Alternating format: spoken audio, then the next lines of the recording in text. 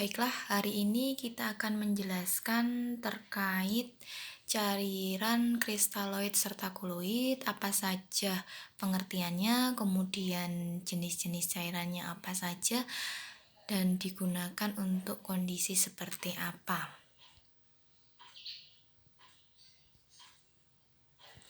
Ada dua jenis cairan ya. Di sini ada cairan kristaloid serta ada cairan koloid. Apa yang membedakan dari keduanya?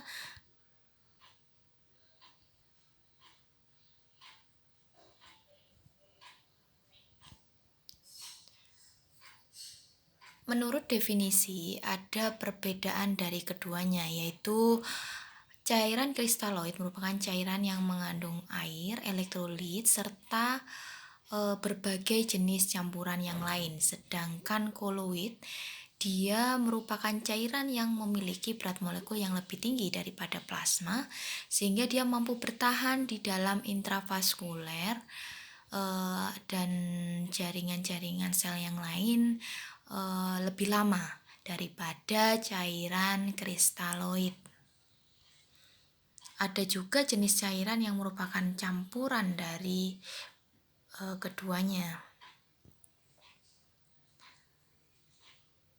Kemudian dari cairan kristaloid ini ada 3 jenis cairan, yaitu cairan hipotonis, kemudian ada cairan isotonis, kemudian ada juga cairan dari hipertonis. Nah, sekarang apa sih yang membedakan dari ketiga jenis cairan kristaloid ini?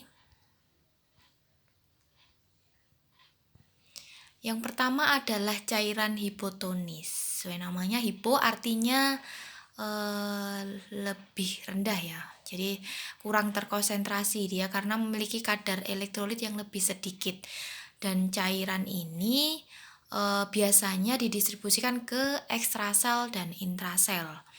Kemudian dalam penggunaannya ya biasanya fokus pada kehilangan cairan intrasel ya. Contohnya pada kasus-kasus dehidrasi kronis serta pada kasus diabetes insipidus, di mana biasanya dia mengalami hiponatremi ya, biasanya dehidrasi yang sampai adanya penurunan kadar natrium di dalam darah.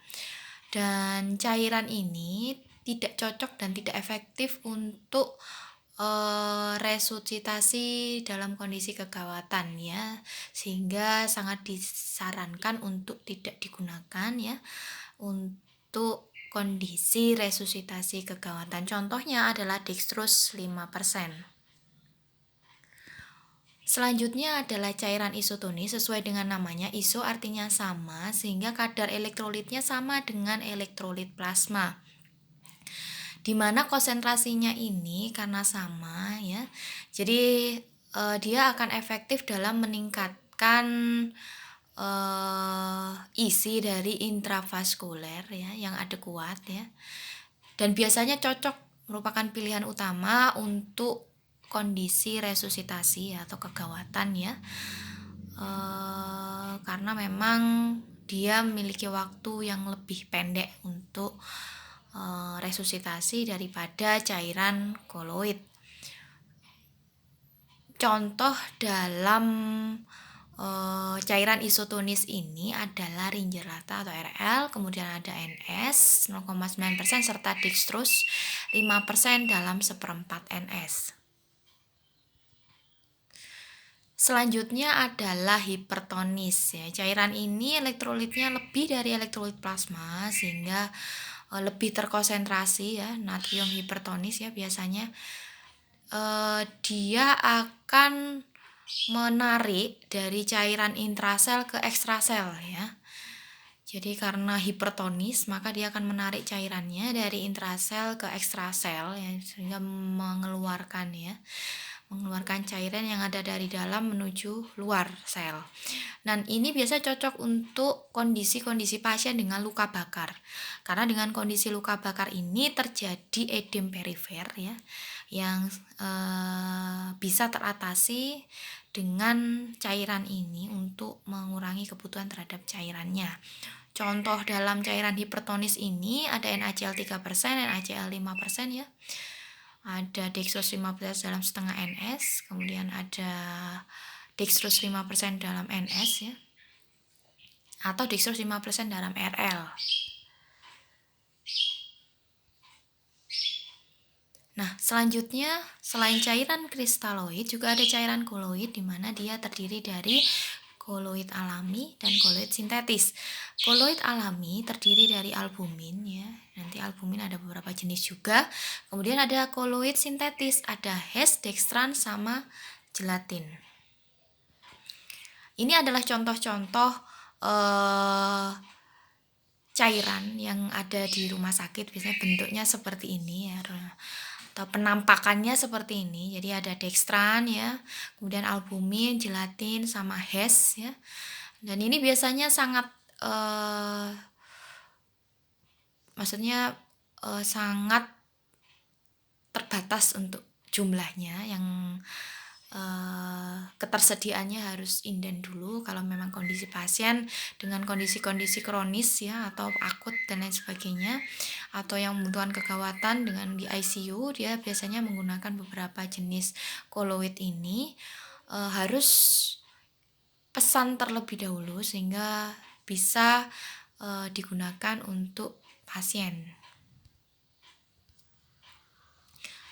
Contoh yang pertama adalah albumin, di mana albumin ini ada dua jenis, yaitu endogen dan eksogen ya.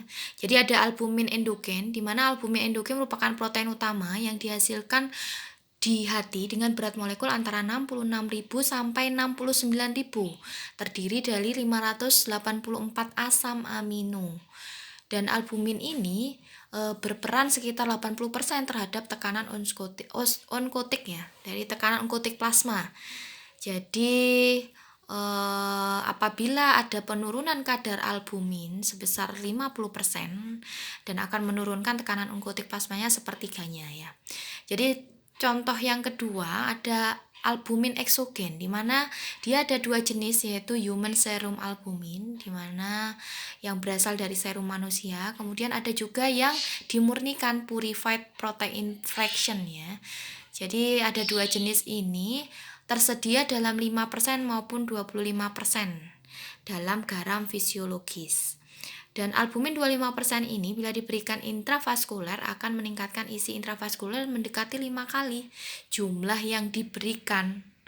Nah, berarti kan sangat efektif ya untuk ini pemberian albumin untuk sustain lebih lama di dalam vaskuler. Selanjutnya adalah HES, di mana HES ini merupakan hidroksi etil starch ya. Jadi senyawa kimia sintetis yang menyerupai glikogen dengan berat molekul yang sangat heterogen ya. Jadi tekanan onkotiknya sekitar 30 mm Hg dan osmolaritasnya 310 ya. Dan HES ini dibentuk merupakan salah satu cabang polimer glukosa ya. Dan biasanya bertahan menurut penelitian sekitar 3-24 jam untuk di vaskuler. Dan biasanya cairan atau tekanan onkotiknya ini lebih tinggi. Dan biasanya komplikasi yang ditemui adalah contohnya adanya gangguan metabolisme dalam pembekuan darah.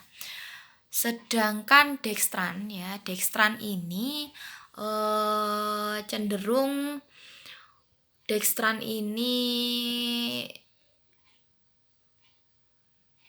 campuran dari polimer glukosa ya. Jadi ada dua jenis dextran, ada 40 dan 70 dengan berat molekul yang berbeda ya. Kalau 40 jelas berat molekulnya adalah 40.000, sedangkan kalau 70 berarti berat molekulnya 70.000. Dan biasanya yang 70 ini lebih efektif ya, lebih expander ya, volume expander pilihan terbaik dibandingkan yang 40.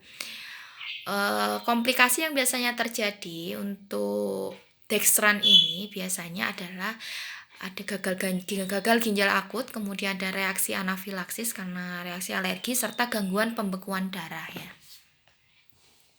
Sedangkan gelatin ini biasanya ada dalam kondisi-kondisi kebencanaan ya. Ada 2 jenis yaitu MFG, yaitu Modified Fluid Gelatin sama Urea Bleach Gelatin dengan berat molekul 35.000.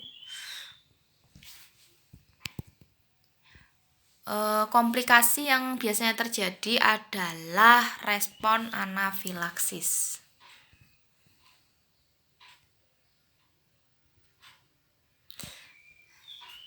Ini contohnya ya, HES bisa dilihat sendiri. Kemudian ada dextran ya, sediaannya. Selanjutnya adalah gelatin ya. Jadi itu adalah contoh-contoh sediaannya, bisa dipastikan sendiri. Sebenarnya prinsip terapi cairan yang paling penting, karena memang terapi cairan ini sangat menentukan ya, bagaimana nanti kondisi pasien stabil atau tidak dalam kondisi perawatan ya. Penentuan dalam pemberian terapi cairan tolong benar-benar diperhatikan bagi seorang tenaga medis ya. Sebenarnya ada 3 jenis, yaitu ada terapi pemeliharaan atau rumatan, maintenance biasanya, yang sering-seringnya menggunakan cairan isotonis. Ada yang menggunakan terapi defisit karena memang kekurangan cairan, atau mungkin memang kondisi dehidrasi berat ya, akut sampai membutuhkan cairan yang sangat banyak untuk mengganti kehilangan cairan. Ada juga yang menggunakan terapi pengganti kehilangan cairannya. Jadi ada 3 jenis ini, termasuk jenis cairan mana saja yang nantinya akan digunakan sesuai dengan kebutuhan dan kondisi pasien. Terima kasih, mungkin itu saja yang perlu saya sampaikan terkait cairan kristaloid serta koloid yang ada di rumah sakit biasanya yang tersedia, serta bagaimana penggunaannya untuk indikasi serta kontraindikasinya. Saya tutup sekian. Wassalamualaikum warahmatullahi wabarakatuh.